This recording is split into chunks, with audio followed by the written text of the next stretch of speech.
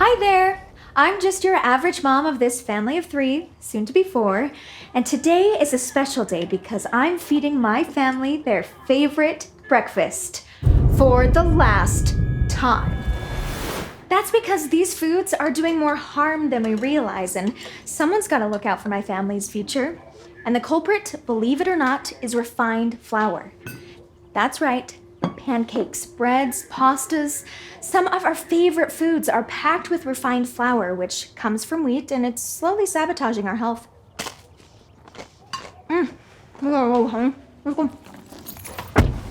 For thousands of years, wheat was whole and a healthy staple of our diet. It was fresh and packed with nutrients like protein, fiber, antioxidants, and vitamins. But in the late 1800s, technology started to emerge, which allowed for a faster grain grinding process, which gave companies more control over the parts that make up a grain. Cassidy, get the lights. Companies could now separate the parts of the grain, allowing them to produce refined flour, better known as white flour, at a much lower cost, instead of selling and producing the more costly whole wheat flour. This wheat revolution was praised as progressive at the time. The new flour kept longer, deterred pests, and most importantly, meant bigger profits. So it was sold to the masses.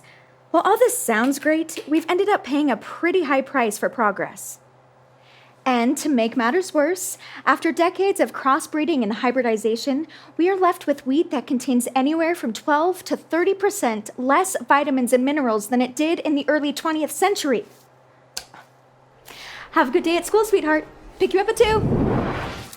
Refined flour removes the parts of the grain that are richest in nutrients and fiber, so while wheat continued to be a staple in the modern diet, it was stripped of everything that made it good for the human body.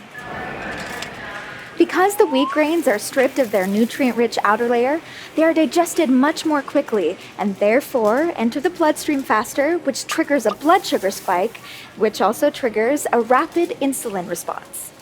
Regularly eating foods containing refined flour can build up a resistance to insulin, which often lead to problems related to high blood glucose and cholesterol levels and other digestive and inflammatory issues.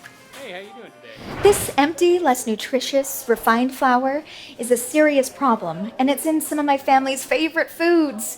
It's everywhere and in everything. Not even our chicken is safe anymore. And if that doesn't cause you to stop and think, then we have an even bigger problem.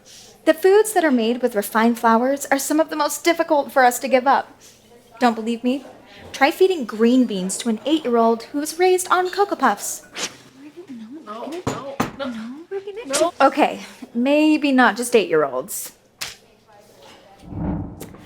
Now I know what you might be thinking. No! We're doomed! And that's understandable. It's nearly impossible in today's world to completely avoid refined flour. But thankfully, it's still possible to give your body the nutrients it needs. One way to combat the negative effects of refined flour is with fiber. Soluble fiber can help slow the body's breakdown of refined grains and the absorption of sugar, helping the body maintain healthy blood sugar control. And speaking of control, fiber increases the feeling of satiety, making it easier to say no to that donut or that candy bar or those supersized fries. So the next time you're craving that pastry, bread, or cereal, try looking to cleaner sources of whole grains. And little by little, we can ensure our children enjoy a happier and healthier life. Let's eat!